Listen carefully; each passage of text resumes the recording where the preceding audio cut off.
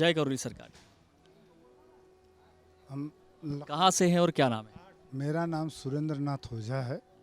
मैं लखनऊ से आया हूँ और मेरा जन्म स्थान गोरखपुर है। सुरेंद्र जी, एक पहला ही क्वेश्चन हमारा कि करौली सरकार इंसान तभी आता है जब जीवन में बहुत हलचल मच रही होती है। आपके जीवन की वो हलचल क्या थी? मेरे जीवन की हलचल थी कि 87 से गुरु की तलाश थी और यहाँ आने के बाद मुझे पूर्ण संतुष्टि मिली और मैं यहाँ का शिष्य बना। और मैं 87 से पूरे भारत में हर जगह लगभग करीब अपने सनातन स्थानों पर घूमा, लेकिन शांति नहीं मिली। यहाँ आने के बाद मुझे एक हफ्ते में मुझे उसका प्रभाव एहसास हो गया। आप ये कहना चाहते हैं कि 37 साल तक लगातार आप जो है वो सनातन और धर्म की खोज और गुरु की खोज में लगे रहे? जी, मैं 87 से मतलब सनातन के बारे में और गुरु की खोज, क्योंकि मेरा अपना विश्वास था कि तीनों लोक में कोई ऐसा असंभव चीज़ नहीं है कि जो गुरु न कर सके। ये मेरी बचपन की सोच थी कि जब हवन कुंड से धनुष निकल सकता है, बाण निकल सकता है, तो हवन से स्वास्थ्य भी अच्छा हो सकता है। ये मेरा 35 साल का अनुभव है और मैं स्वयं उसमें हूँ कि आज एक दिवसीय प्रक्रिया करने के बाद मुझे सोने में, खाने में, मैं यहाँ से जाने के बाद कोई दवा नहीं खाता हूँ। पहले कई तरह की दवाएं खाता था, लेकिन यहाँ आकर के मैंने संकल्प लिया कि मेरा जीवन रहे या न रहे, मैं अब दवा नहीं खाऊंगा। पहले आध्यात्मिक जर्नी की बात कर लेते हैं कि आपने बोला है कि 35 साल और ये जो 37 साल का वक्त था जब गुरु आप खोजे, तो गुरु में क्या देखते थे? गुरु कैसे खोज रहे थे? जगह जगह पीट पीट जा रहे थे, किस तरीके से गुरु खोजने के पीछे क्या था? किस तरीके से खोजते थे? ये बहुत बचपन की कहानी है कि जब रामायण में देखता था तो विश्वामित्र, वशिष्ठ वगैरह को हवन करते हुए धनुष बाण जब दिखाई देता था तो मेरे मन में था कि जो काम भगवान नहीं कर सकते हो गुरु कर सकता है। और वही मेरे दिल में 87 से लेकर के समाया था, जो आकर के मुझे करौली दरबार में संतुष्टि मिली। और अब वो किस विश्वास के साथ आपसे मैं कहूँ कि मेरे पास उसका शब्द नहीं है कहने का, न आपको समझाने का। वो केवल अपने महसूस किया जा सकता है। भारत की किन किन पीठों में गए? हर जगह गए हैं। हर जगह मतलब? जगन्नाथ जी गए हैं, द्वारिका गए हैं, केदारनाथ, बद्रीनाथ, तृप्ति बालाजी, कामाख्या, मतलब 12 ज्योतिर्लिंग, चारों धाम, पूरी हर जगह गए हैं। और कामाख्या भी जाकर गए हैं। माने चित्रकूट, कृष्णा, हर जगह जाते थे। एक एक हफ्ता, 2-4 हफ्ता रहते थे। नर्मदा का गाड़ी से परिक्रमा किए हैं। दर्शन के लिए जाते होंगे कि वहाँ खोज के लिए जाते थे? मेरा तलाश दर्शन था कि कोई संत महात्मा ऐसा टकरा जाए कि जिससे हम प्रभावित हो जाएं। करौली सरकार के बारे में कैसी जानकारी हुई? करौली सरकार के बारे में एक हमारे मित्र जानने वाले थे, तो उनका कहना था कि हमको कहे कि ओझा जी आप बहुत घूमते हैं, करौली सरकार जाइए। यहाँ आने के बाद मैं दरबार में आया और बाबा के दरबार में मैं बैठा और उस हलचल के बारे में मैं वर्णन नहीं कर सकता, मेरे पास शब्द नहीं किस तरह से कहूँ। और मैंने एक दिवसीय प्रक्रिया के लिए तुरंत पैसा जमा कर दिया और मुझे डेट मिल गया। अब प्रक्रिया होने के बाद मतलब मैंने सब दवा छोड़ दिया और बाबा जी गुरु मंत्र दिए, हमने उसकी सिद्धि किया। फिर पहले लेयर का तंत्र साधना मिला और एक बार तो मैं रिजेक्ट हो चुका था, तो फिर और मैंने किया। तो पहली बार जब बाबा को देखा साक्षात सामने, तो क्या अनुभूति हुई? उनको देखकर क्या लगा? अब वो चीज़ कैसे महसूस बताऊं कि मैं खुद नहीं समझ पाया कि क्या है, कि मेरे आंसू गिरने लगे और मेरे भक्ति भाव जग गई।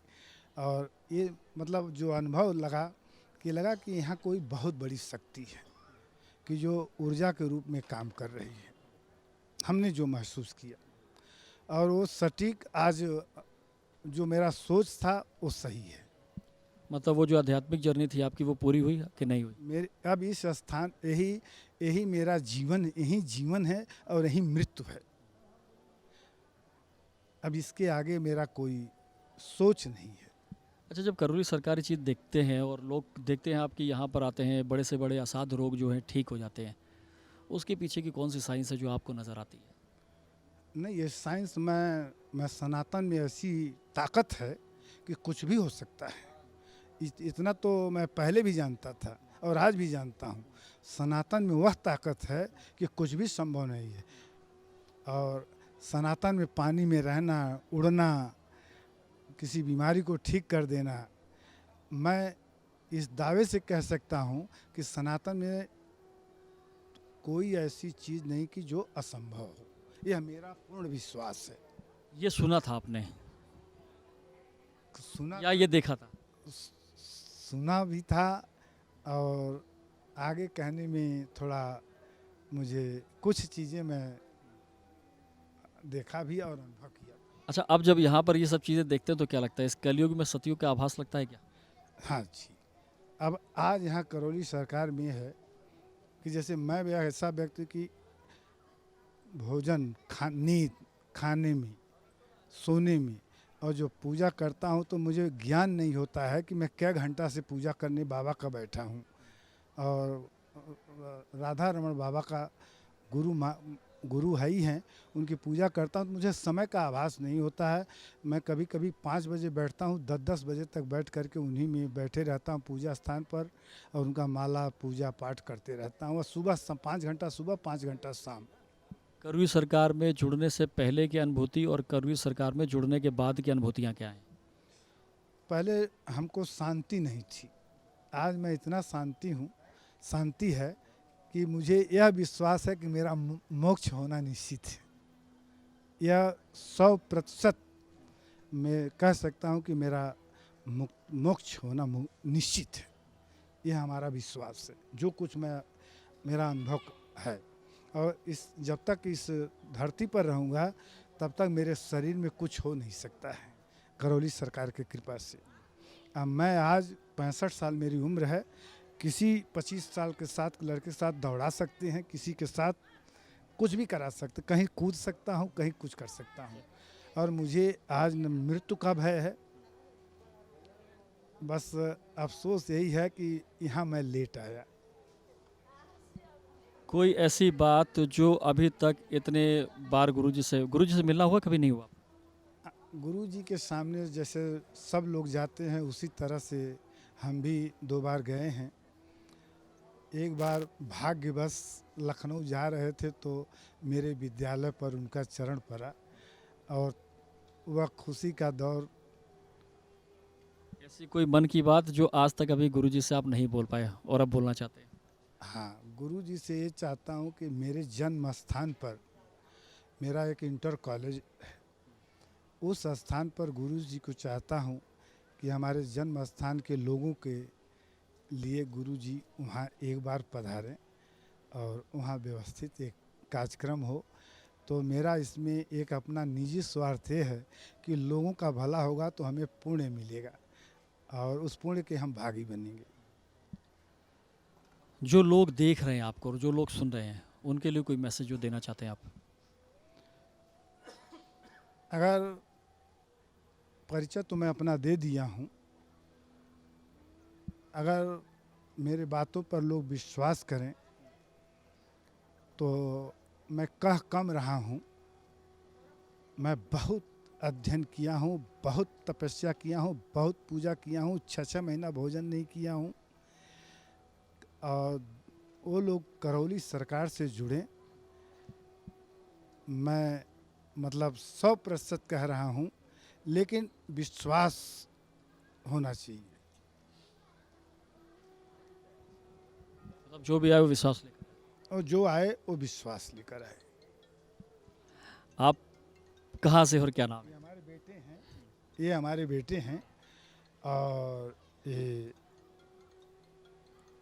सिविल सर्विस का परीक्षा भी दिए थे, लेकिन मैं जब यहाँ संतुष्ट हुआ तो मेरी इच्छा ये है कि मेरी उम्र 65 साल हो गई और इनकी उम्र 30 साल है। ये बीटेक किए हुए हैं, ये सर्विस करना चाहते थे। तो मैं कोई बहुत बड़ा आदमी नहीं हूँ, लेकिन मेरी इच्छा है कि सनातन के लिए यह काम करें। जो काम मैं नहीं कर सका वह काम मेरा बेटा करे और यहाँ का पूरा आशीर्वाद प्राप्त करके विद्याएं को प्राप्त करे और सनातन धर्म का लोगों को करावे। सिविल सर्विसेज छुड़वा के आपने सनातन के प्रचार के लिए आपने इनको चुना। सिविल सर्विस परीक्षा तैयारी करके परीक्षा दे रहे थे। तो हमने बुला लिया यहाँ आने के बाद। अब छोड़ो, अब मतलब आपको नहीं कुछ करना, आपको करौली सरकार से जुड़ना है, शिष्य बनना। अब ये तंत्र दीक्षा आज लेने जा रहे हैं, हम ले करके आए हैं। क्या नाम है और कहाँ से? मेरा नाम अनुराग ओझा है और मैं लखनऊ से हूँ और मेरा भी जन्म स्थान गोरखपुर ही है। अनुराग जी, करौली सरकार इस धाम के बारे में क्या कहना चाहते हैं? इतने दिन में क्या अनुभव किया है आप? देखिए, जैसे कि मैंने कई परीक्षाओं की तैयारी की है और जब मैं लखनऊ आया वापस, पापा से ऐसे मिला, पापा तब तक ज्वाइन कर चुके थे, तो उन्होंने कहा कि वो चांदी का लॉकेट वो जो मिलता है वो मेरे लिए लाए थे। उन्होंने कहा और कुछ ना करो, बस ये पहन लो। मैंने पहन लिया। फिर धीरे धीरे फिर मैंने पापा में चेंजेस देखे, जैसे कि क्या है कि खाना सोना ये इनका बहुत कम था। बहुत हुआ एक रोटी, बहुत हुआ आधा रोटी, बहुत फोर्सफुली। आज आप विश्वास नहीं मानेंगे, खाना मांग के अगर लेट होता तो गुस्साते हैं, कितना लेट कैसे हो गया खाने में। मतलब वो चीज़ देख के आई वॉज शॉक्ड, मतलब एकदम तरह शॉक्ड। और मुझ में ही बहुत परिवर्तन, जैसे कि कभी कभी नहीं सिलेक्शन होता किसी चीज़ में, प्रोसेस में नहीं होता, तो एक स्ट्रेस टाइप का था। अब आज कुल लगता सब कुछ कूल है, हाँ हो जाएगा धीरे धीरे कहीं ना कहीं। फिर पापा ने भी कहा कि कुछ ऐसा करो कि अपने धर्म के लिए भी कुछ कर पाओ और तुम अपने रोजी रोटी के लिए भी कुछ कर पाओ। तो फिर दिमाग में आया, फिर यहाँ भी आया, काफ़ी मन लगा, चीज़ें दिमाग भी स्टेबल लगा, चीज़ें भी समझ में धीरे धीरे आई, यहाँ की सब कुछ साइंटिफिक प्रोसेस है, ये सब कुछ ढोंग ढांग नहीं है। तो फिर अच्छा भी लगा और फिर समझ में भी चीज़ें आने लगी काफ़ी। ढोंग और ढांग जो हुआ है, वो ढोंग ढांग कैसे दूर बाहर वालों का क्या नज़र आता है? नहीं, जिसको देखिए अगर आप आएंगे नहीं तो आपको दूर से तो यही लगेगा, लेकिन जब आप खुद फील करेंगे तब आपको समझ में आएगा। जैसे मैं खुद ही बताऊं, चीज़ें स्ट्रेस में रहती थी, आज वही चीज़ें हैं, सिचुएशन कोई चेंज नहीं हुई है, बट हाँ मेंटल स्टेबिलिटी इतनी आ गई कि लगता है हाँ ये पार हो जाएगा, कोई बड़ा इशू नहीं है, कोई भी चीज़ इशू लगती ही नहीं है। जैसे गुरुजी बोलते हैं कि कॉन्फिडेंस को बढ़ा दिया जाए, है ना, ये होता है। बहुत बड़ी चीज़, सबसे बड़ी चीज़, अगर आपका माइंड स्टेबल है और आप फिजिकली फिट एंड हिट हो तो आपके लिए कोई चीज़, मैं नहीं कहता कि आप 100% सक्सेसफुल हो ही जाओगे, बट हाँ आपको चीज़ें इतनी ईजी गो थ्रू हो जाएंगी कि आप काम रहोगे एकदम। जो सबसे बड़ी चीज़ मैं इसी को मानता हूँ। यूथ की नज़र, क्योंकि बट ऑब्वियस है कि यूथ हैं आप, यूथ की नज़र से कैसे देखते हैं धाम को? देखिए, मैं तो सबसे पहले, जैसे हमारे स्कूल में भी MP स्क्वायर प्रोग्राम हुआ था, बहुत अच्छा रिस्पांस है। बच्चे वाकई में बोलते हैं कि संकल्प की जो बात है वो सबसे बड़ी बात है। संकल्प वाकई में आपको मेंटली स्ट्रांग करने लगता है, अंदर ही अंदर आपको पता नहीं चलता कि हाँ यार चीज़, हम अंदर ही अंदर स्ट्रांग होते जाते हैं उस संकल्प से। मैंने ये समझा कि संकल्प की शक्ति बहुत बड़ी शक्ति है। ये आपको खुद ही आपको एहसास दिलाती रहती, नहीं यार तुम सही हो, तुम सही हो, तुम सही कर रहे हो, तुम्हारे पीछे कोई है ऐसा जो तुम्हें गलत होने नहीं देगा, तुम्हें वो अंदर से सपोर्ट दे रहा है। वो हमारे बाबा जी हैं, वो हमारे माँ हैं, वो हमें सपोर्ट अंदर से दे रहे हैं, वही मेंटल स्टेबिलिटी के लिए बहुत है। इससे ज़्यादा आपको कोई ज़रूरत ही नहीं है मेरे हिसाब से। जो आपको देख रहे हो, सुन रहे हैं, उनके लिए कुछ मैसेज? देखिए, मैं जो भी मुझे देख रहे हैं, अगर मेरी बातों पे उनको विश्वास है तो एक बार यहाँ आएँ और कुछ ना करें, एटलीस्ट संकल्प कर लें। वो अगर 1-1.5 महीने संकल्प करेंगे, उन्हें खुद ही समझ में आ जाएगा कि वो मेंटली कितने स्ट्रांग हो गए हैं। आप मेंटल स्ट्रांग हैं, आप अपने आप ही फिजिकली स्ट्रांग हो जाएंगे। करौली सरकार से, गुरुजी से कुछ बात जो अभी तक रह गई नहीं कह पाए? गुरु जी से बहुत बातें हैं, वो मन ही मन हम कहते रहते हैं, पूरे होती ही रहती हैं। और यही इच्छा है एक बार हमारे जन्म स्थान पे आएँ, उनको एक बार और सेवा करने का मौका दें। जो बातें रह गई हैं वहाँ कुछ ना कर पाए, जो हमारी कमी बेसी थी यहाँ पूरी करेंगे। इतनी चर्चा में कोई ऐसी बात जो आपकी रह गई हो, जो बोलना चाहते हो गुरुजी को? मतलब जन्म स्थान पर और गुरुजी हमको अपना दास बना ले। दास मतलब सेवा करने वाला, पर्सनल। और जहाँ भी गुरुजी जाएं और हमको बताया जाए, और गुरुजी के साथ भ्रमण करना चाहता हूँ। अब भ्रमण नाम में गुरुजी के साथ चाहता हूँ। गुरुजी हमें दास बना लो, ये सभी की अभिलाषा है। हम भी कहते हैं गुरुजी हमें अपना दास बना लो। यकीन मान के लिए कि इसी तरीके से लोगों के मनोभाव रहते हैं, वो गुरुजी की शरण में आना चाहते हैं। आगे भी इस तरीके की बहुत सी चर्चाओं पे हम लोग बात करेंगे। तब तक के लिए जय करौली।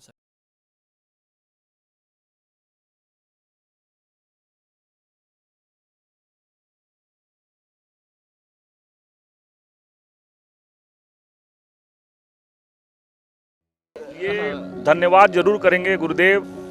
मैं मेरे गुरुजी को थैंक यू बोलने वाले। हम तो 101% देंगे, 101%। कोई दुख नहीं है, आज हमको इस समय कोई दुख नहीं है। गुरु जी के धन्यवाद के अलावा मुझे क्या दे सकता हूँ गुरु जी के लिए। बहुत कुछ गुरु जी ने किया। कुछ वर्ड्स नहीं है गुरुजी को बोलने के लिए थैंक यू के अलावा। मैं तो उनको देख के खुश हो जाता हूँ। तो मेरे पिता समान भी हैं, गुरु भी हैं, मेरा सब कुछ ही है। लेकिन कोट कोट धन्यवाद। अब मैं जीवन में ये दरबार तो नहीं छोड़ूंगा। गुरुजी धन्यवाद।